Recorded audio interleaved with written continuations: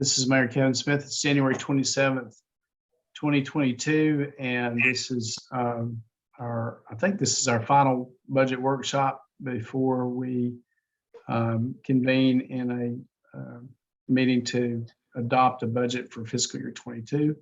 Mr. Mayor, Yes, sir. we have a meeting on the 27th, I believe. Do we? Oh, this is the 27th. Oh, okay. I got my dates mixed up. Okay, sorry. No, that's all right. Anyway, so these are budget workshops. They're not official city council meetings. We do obey the regular rules, which is only elected officials talk. I forgot to say that last time. Sorry, Cindy. We have a process where we do take public input, which we can go over later. But feel free. I can't promise you we'll respond, but if y'all want to, anybody wants to ask in the chat box, if we can, we'll certainly try. I want to welcome Rick Kennedy with West Helena World, KJIW, any other media that might be in all our guests. And having said that, the maitre d' of our budget workshops is Derek Turner. Where do you go, Derek? Yeah.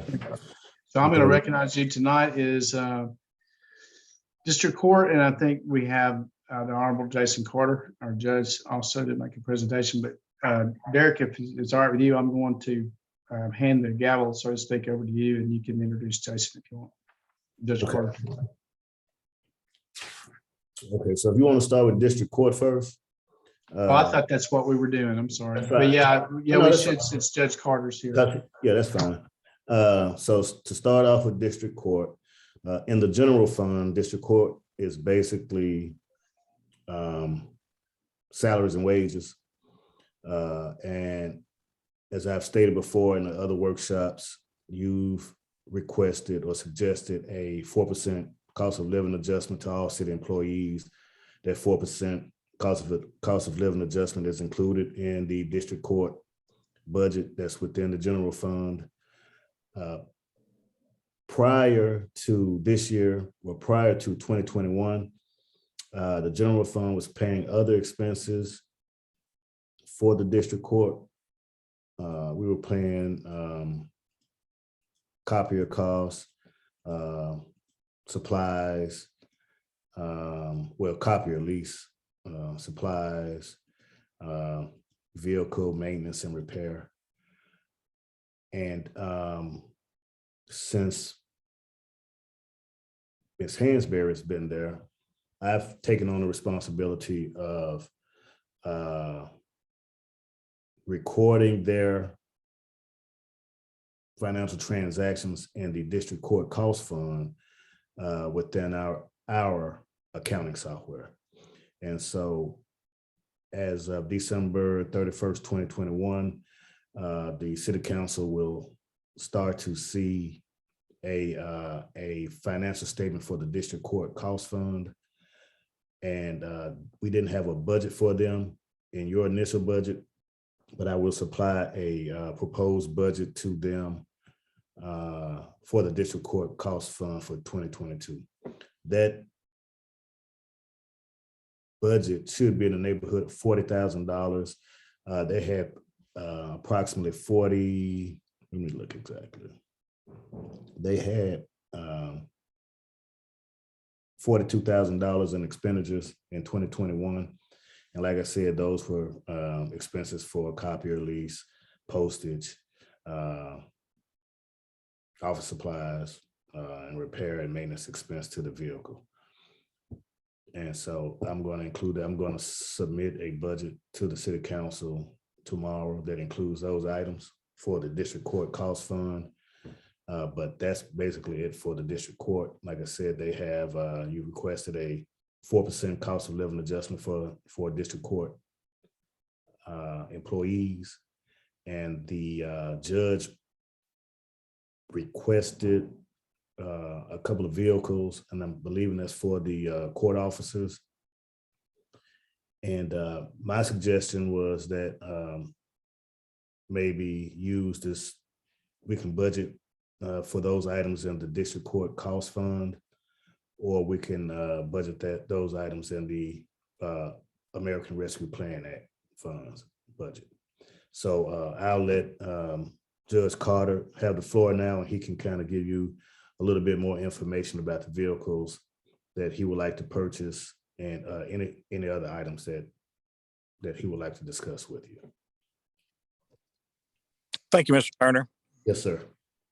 That's correct on the vehicles. Right now, we've got 2 vehicles for the court officers. A couple of weeks ago, they were both down. I think one of them is back operational now. The older Jeep, the truck, I believe, is still non-operational. I don't know if we'll be able to wait until we get the funds that you mentioned on that. I did tell the court officer, he's using his personal vehicle now, but I didn't feel that he needed to be out serving subpoenas in his personal vehicle, so I've told him not to do that.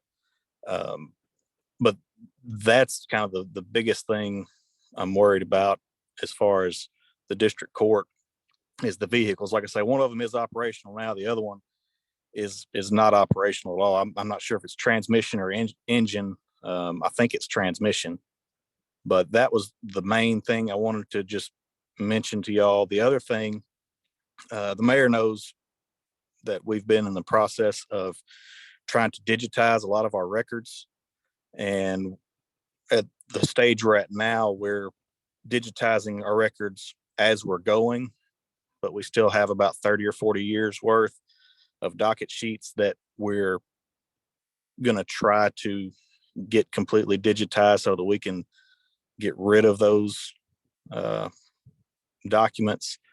And I didn't know if it would be possible for us to get some temporary part-time help to be hired on solely to work on scanning those things, because the clerks that we have now, they've just got too many other duties that they can't. It would take us forever for them to just try to get that done in their time that they're not working on other things. And I understand it if we can't, but that was just something I wanted to mention to the council.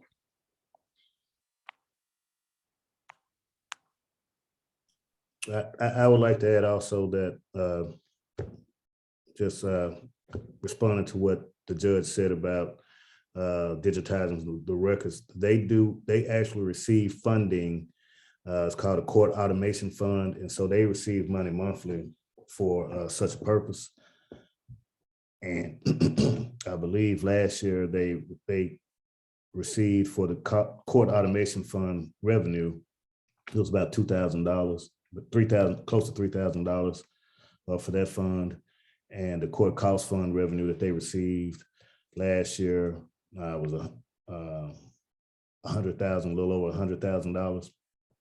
So they can, if it's the council's will, they can pay for some of those additional costs out of their court cost fund if need be. So is what, excuse me, what you're saying is that the funds would be there for them for that purpose? Yeah, well, it depends. I asked the judge about how much were the vehicles going to cost. He didn't have a good estimate of how much the vehicles were going to cost. So, a lot depends on what type and how much the vehicles are going to cost, and what the estimates of the additional employees would cost. I don't think they would be employees. I think it would be like, what do you call it, temp employees, whatever temp service would be. And so we don't have a real good estimate on those costs.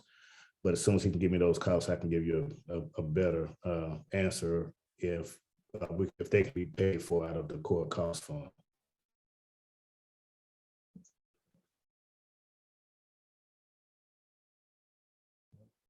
And we also know that the American Rescue Act plan funds can be used for any governmental expense. And so we do have some funds available probably to pay for the 10 employees. I'm not sure about the vehicles right now because, like I said, I don't know. We don't have a good estimate of how much those vehicles would cost.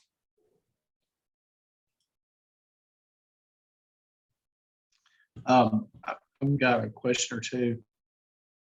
One is, does the administrative office of the court, well, let me back up. I know this is something that probably we're dealing with all across the state and country. Do they offer you resources or advice or anything else about the digitalization? Do they have any vendors to get estimates from? Anything at all that they, or any other resource, I guess? I know that's not a new issue. It may be that it's taken us longer here. I don't know. That's why I'm asking the question, Judge. Did you say about the digitization? Yeah, are there resource? I mean, what do they say in Little Rock about this? I know we're not the only district court, I would imagine, or any court period that's not just dealing with digitalization of records. And I'm just wondering what's the experience of other courts around the state? Are there recommendations for resources, and not just, I don't mean just funding, but like vendors that do it to come in and help you do, any of that, anything on that? Well, right now, the system that we're on is set up to handle the scanning. We've got the scanners. We've got everything we need as far as that goes. We just need a person that is dedicated to that's what they're doing when they're there. They're just scanning things in.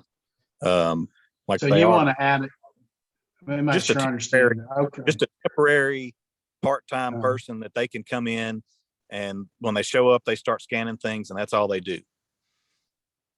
So you're basically asking for a digital person in the office on a temporary basis, or to just be dedicated to scanning only. That's correct. Is that it?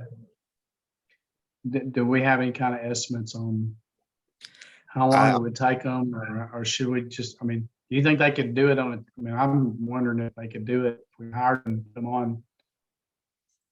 I honestly don't know how long it would take. I know when they first started scanning things in, it was locking up the system a lot, and Ms. Hansberry has been working with our software people working on that, and I think they've got it down now to where if as long as one person is doing it, it doesn't lock the system up. I think what the problem was, 2 or 3 people were trying to scan things in at the same time, and it would lock everybody out of the system, and then they'd have to reboot, and it would take 15 minutes for everything to get set back up. But if just one person is doing it, I think there's not really an issue. But like I say, we've got docket sheets going back to, I don't know, I think in the 80s. So, I mean, if you stuck your head in there and you've seen all the books, and that's just some of the books from the newer books. I haven't even seen some of the older books. They're hidden away somewhere in the municipal building. So I honestly don't know how long it would take. I'd have to see how much they could get done in a day to kind of get that figure estimated. Well, and then if we're not going to be doing it the way we're doing it now, they're probably just going to give them to him to do, I would think. I mean, I don't know, but anyway, I don't know. I am aware that it's a lot. I do think you need somebody dedicated to do it. And I don't know whether it's better to contract or hire somebody in-house. I don't think it's that difficult a thing to learn to do necessarily. But it might be good to know what we're talking about in terms of salary and so forth. I'm definitely open to all suggestions. It's something that I feel like needs to be done just to get rid of a lot of those I mean, it's just so much, and we're running out of places to put them. Like I say, we are doing it now as we go, so that we're not adding to the stacks. But you know, trying to go backwards is going to take some time. And like I say, I'm open to however y'all think is the best way to do it.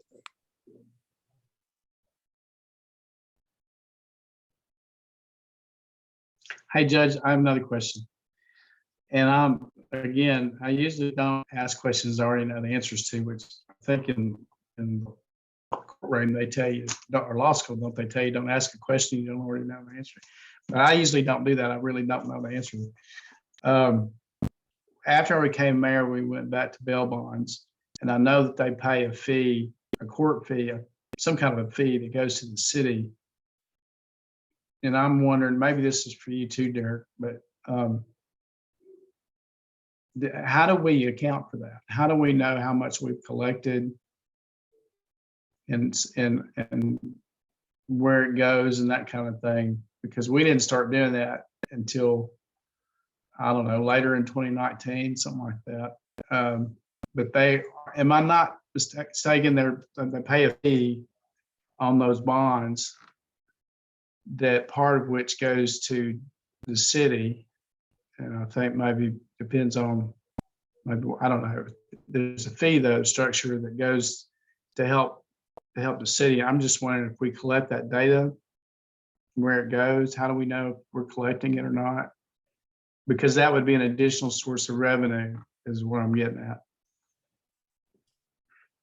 I mean, we get You know, a monthly check from the district court, and I guess it's part of the fees that they collect. The state of Arkansas has certain percent bonds and fines that are supposed to go to the county, the state, and the city. So we do receive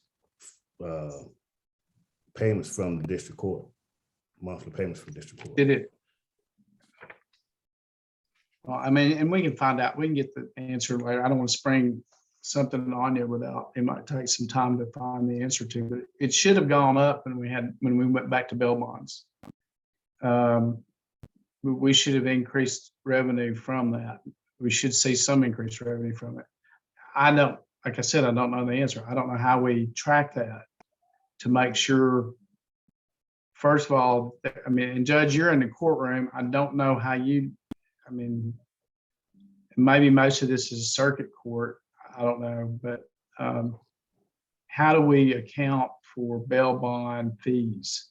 I mean, can we call the state, find out how much we made last year? Well, how much they sent us? When a defendant is paying a bail bondsman, that's the fee that goes to the bondsman. I don't think the city gets anything from that.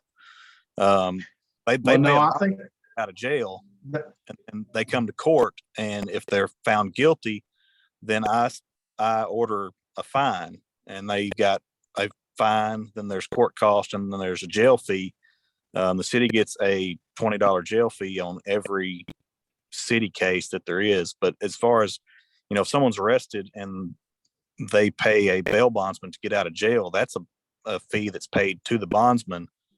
And I don't think the city gets anything from that.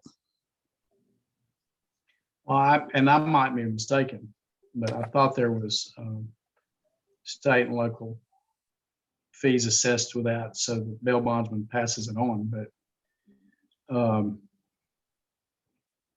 But maybe I'm mistaken. But I was told that they do. They have to pay a fee, and we get part of that. So just trying to find out how we account for it, make sure if that's true. If it's not true, then I don't. There may be. I'll look into it, but it's my understanding when you bond out, you're still presumed innocent, and so I don't know that the state would be, or the city would be. I don't know. I'll check. Well, I mean, the idea is you're getting the benefit of being out because of the city and the state's decision to let you bond out. And We didn't do that. I'm not sure you were district court judge yet when I changed that policy. But those bail bond agencies popped up right after I did that. And I'm told that's what I'm told. I could be completely wrong. Again, that's why I'm asking the question. I won't belabor it any longer, but I would like to know the answer to that. If anybody can help me find out, because we should be able to track if they are, and if they're not, then that answers that. But if they are, then we should be able to track that and see how much revenue is generated. If and they it's are being not collected. come through the court, it may be something that the city's allowing them to do, and it may be coming in from somewhere else. I don't know, but I'll look into it. Yeah. Oh, I'm sorry, I didn't mean to get us off on that, but I just thought it might be a source of revenue that we hadn't been used to getting that help pay for it. I think we should. I mean, I'll just say I'm enthusiastically supportive of having somebody over there to scan documents. I've seen them. It's a mess, and it goes back way too far. It's eminently in the interest of our citizens to have it digitalized for all reasons. And I don't believe we can catch up just by, at where we are now. So I think that would be a smart use of the money.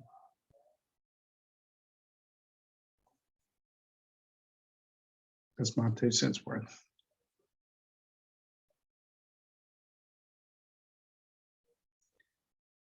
So other questions of Judge Carter?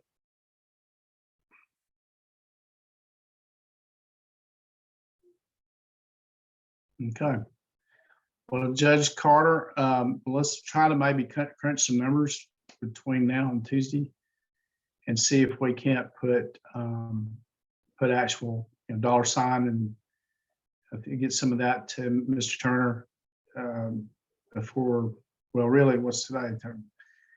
Probably no later than either tomorrow or Monday, if we can, unless you already have. Derek, what do you need? Let me just say that. What do you need, Derek? I mean, I need an estimate of how much it's going to cost for the temp agency. I don't know what their fees are.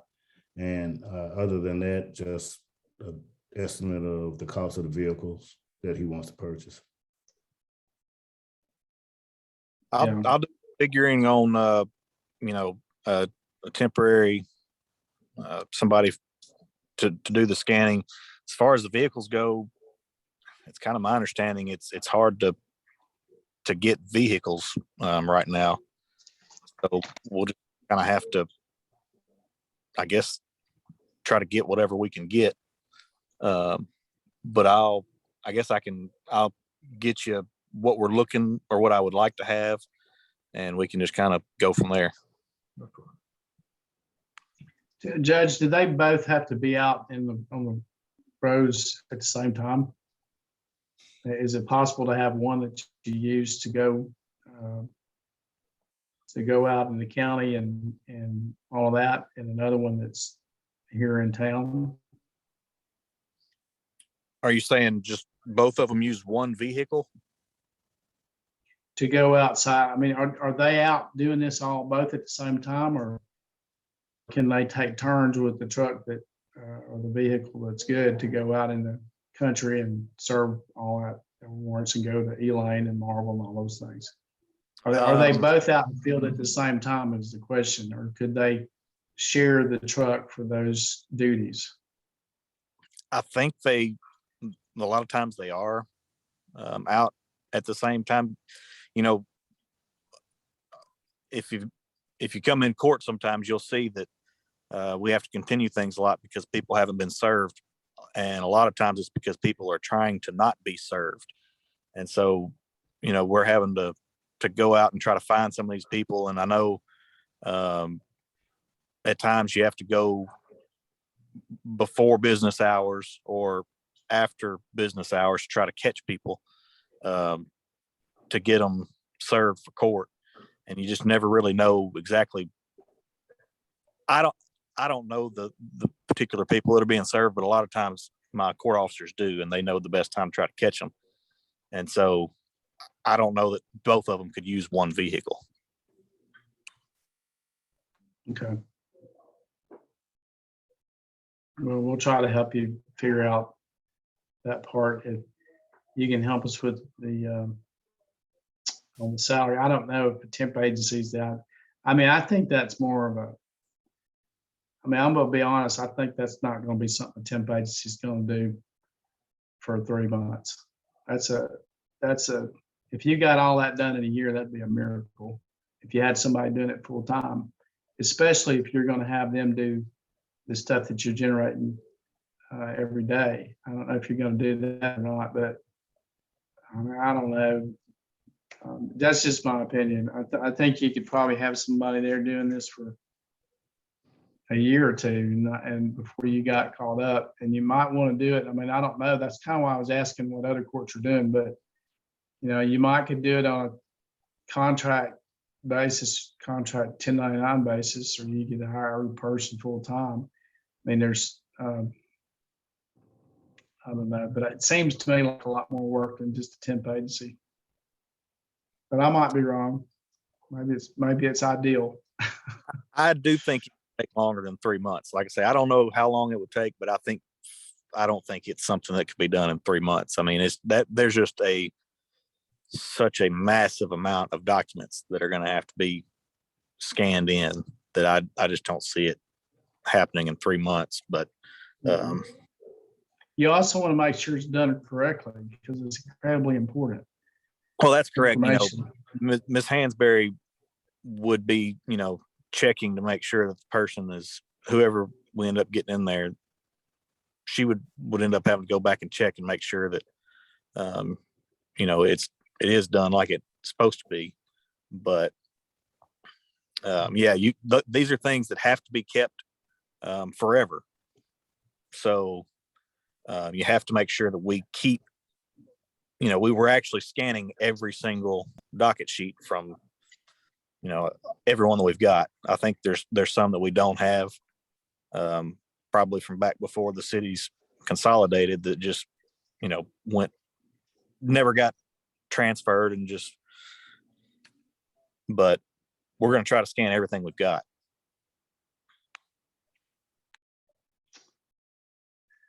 Thank you, Judge Carter. So we'll try to crunch some numbers between now and tomorrow, Monday. Did anyone else have any questions of Judge Carter or Mr. Turner, for that matter, on this aspect of the budget? All right, Judge Carter, thank you for your time. We appreciate All right, you. Good to talk to you. Haven't talked in a while. I know. Have a good evening. All right, y'all too. Ms. Turner, you're turning it back to you. Okay, so now we'll go on to the general fund again and the administrative department. And once again, it's 4% COLA for all the administrative department employees. That 4% does not include, the mayor's proposed budget does not include the 4% cost of living adjustment for elected officials. Other items of note are I've added $67,000, approximately $67,000 to pay for the adjustments to the sidewalks downtown as a result of a lawsuit that was filed against the city regarding the American Disabilities Act. And so I've included $67,000 to pay for having the sidewalks made ADA compliant. I think we've already paid $60,000 in 2021. And so we have another $67,000 remaining on that to have those sidewalks made ADA compliant. There was a couple of direct inquiries from a couple of council members about some of the things that were in the administrative department budget. And so one request was they were concerned with how much we were paying for IT expenses. And those come out to be about $54,000 for IT services. I think I've budgeted about $4,500 a month for IT services. That comes out to be about $54,000 a year. I've also included the server that we requested last year. I think I had $15,000 in there for the service, but I think the city clerk told me it may be 28,000, so I may have the wrong number in there.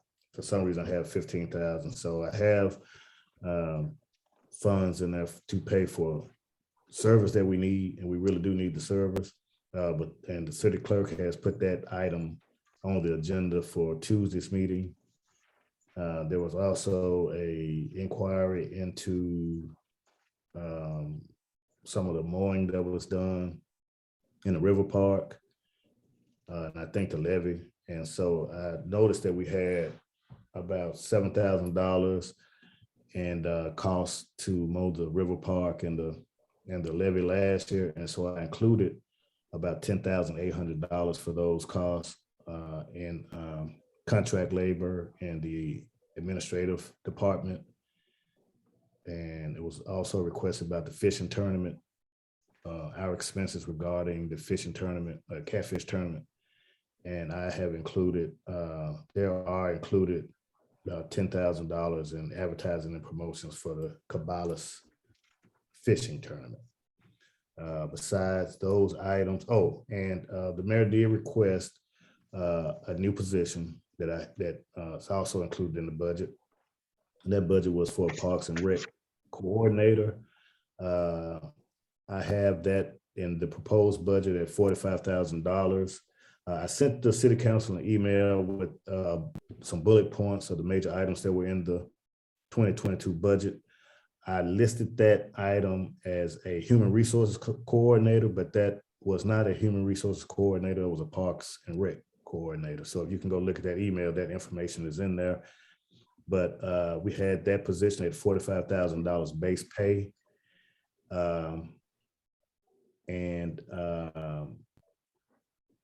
We also include about a little over $14,000 for supplies and expenses for that position. And so with salary and wages and benefits and the supplies and expenses for that position, there was a total cost of about $75,000 for a Parks and Rec coordinator included in the administrative department. So I'll open it up to any questions that we may have from any of the elected officials or the city council or any of the other elected officials.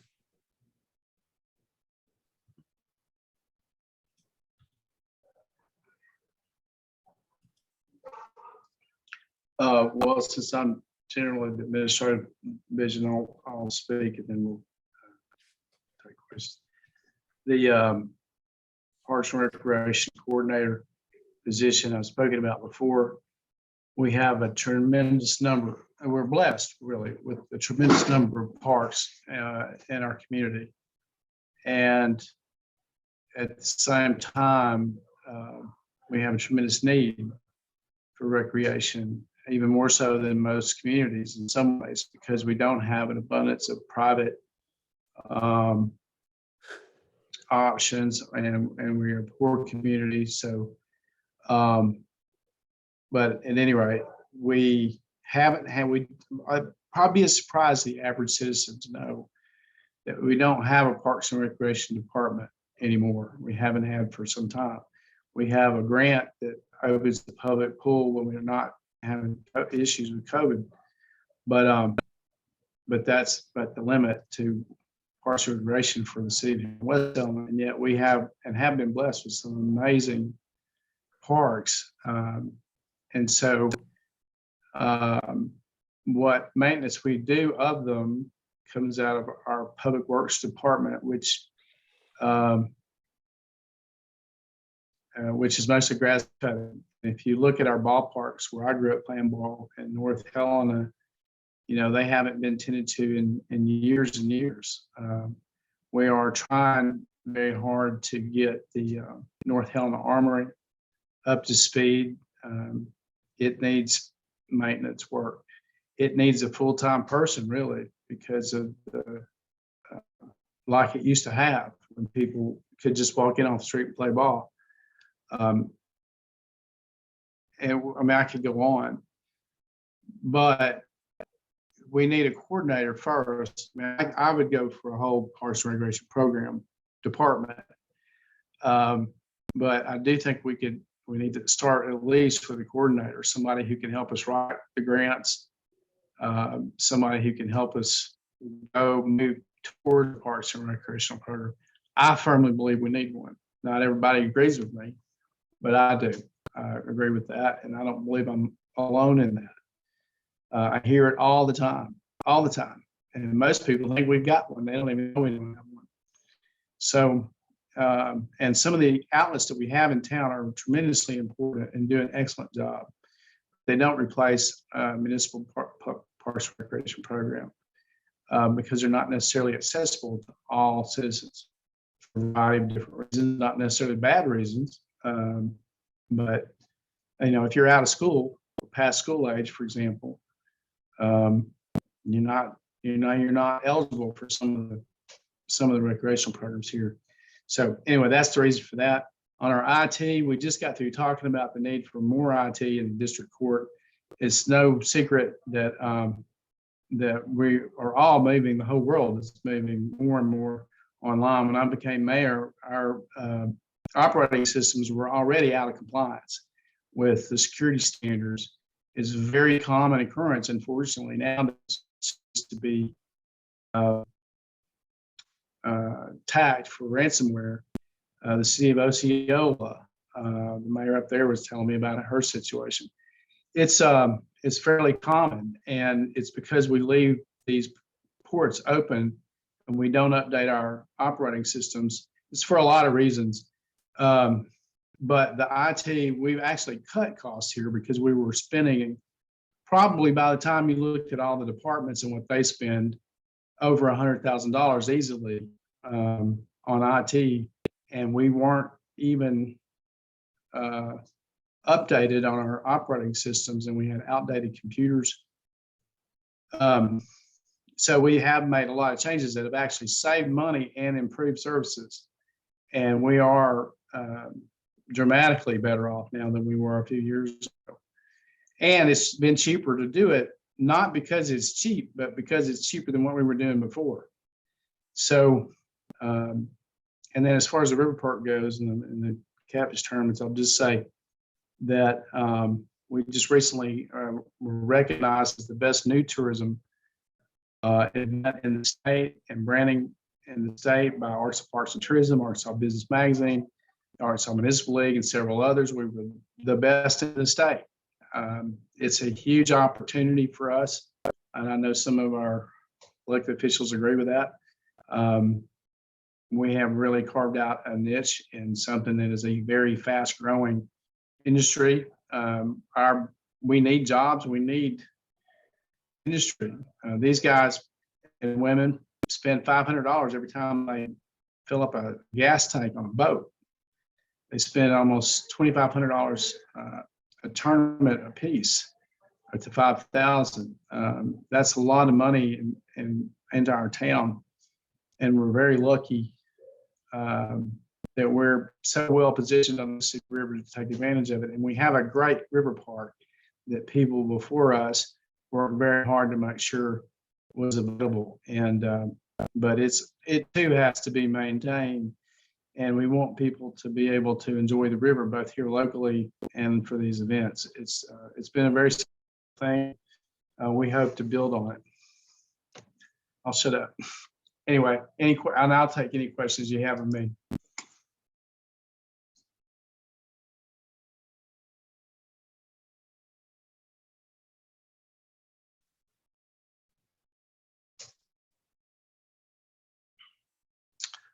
All righty. So, Mr. Turner, is that it? Did we get through it? Yes, sir. That's about it. That's the last department. Well, I don't want to hesitate to say a good word about our city treasurer, Mr. Turner. He works really hard on this stuff at this time of the year, and I don't mind telling you 1 minute that I could not do it without him. So thank you, Mr. Turner, for all your hard work. You're not done yet, but I mean, we hadn't adopted it yet. I don't mean to imply that you are. I just want Right. people that are paying attention to this to know how hard on these things, and I just want you to know you're appreciated. So, Thanks, any man. other, Derek, do we have anything else tonight? You want to No, bring up? I think that's all that comes to mind, and I'd just like to let the council know, like I said, I've said at every meeting, if you have any questions or anything you like to, you need some more information on, just give me a call, come by my office, give me an email, and I'll keep everybody posted on how I'm coming along with trying to create this final budget for February 1st. We have to pass it by February 1st. I have one question concerning Yes, sir. about that. When do you plan to get us, the council members, the finished copy of the budget? So we need to look at it before we get up there Tuesday night. Yes, sir. I'll try to get it to you well, as soon as possible, but over the weekend, Saturday probably. Try to give you a couple of days. And if I don't get any comments or responses, maybe tomorrow. But it just depends on because the city council can't make, they can comment, but you can't make any official decisions during the Zoom meeting. So I'm kind of dependent on feedback from the council, whether they come by or they give me a phone call or shoot me an email. So I'm kind of dependent on feedback from you guys. But if I don't get much feedback, I get it to you as soon as possible. Maybe tomorrow or probably Saturday is what I'm shooting for. Sometimes Saturday, before Saturday evening. Does that answer your question? Yes, Mr. Ed. Joe? Yes. So, and that brings up a good point. So let me not, for those who are listening in and for our city council members who are on tonight, we will meet Tuesday, this coming Tuesday, in a legal meeting and in person at the city council room. We'll socially distance. We're hopefully wear masks.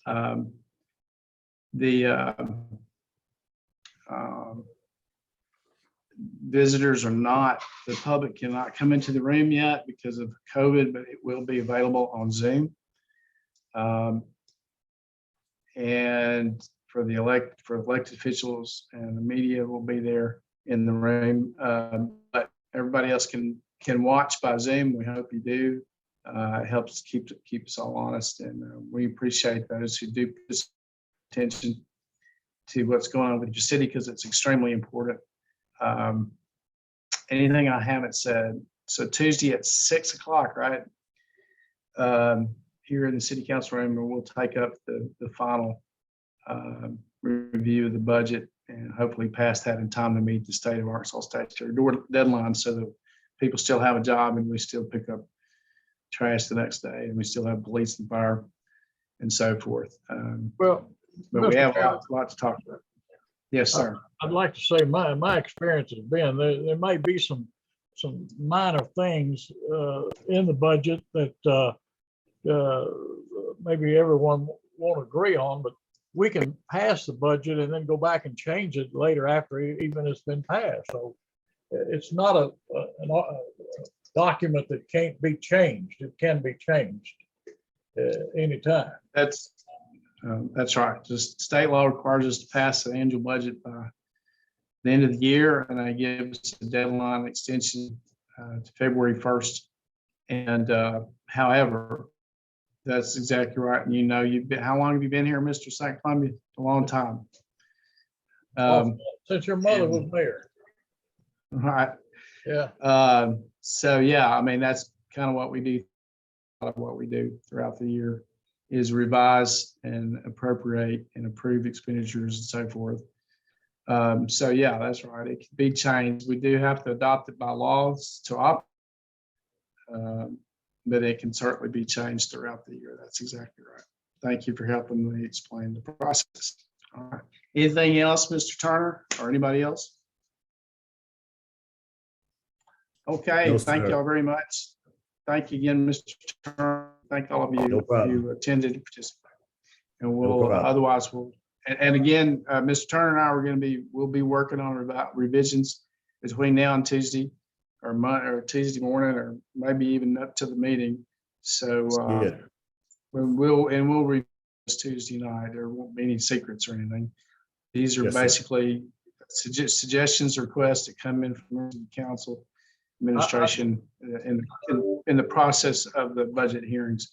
So we'll be working on that. Meanwhile, we'll see everybody Tuesday night, 6 o'clock. I think it's important Thank to get us, city council members, a copy well in advance, so we'll have plenty of time to go through it before we get to the council meeting. yes, sir. Thank you. All right, if nothing else, thank y'all very much. We'll see you later. Everybody have a good evening.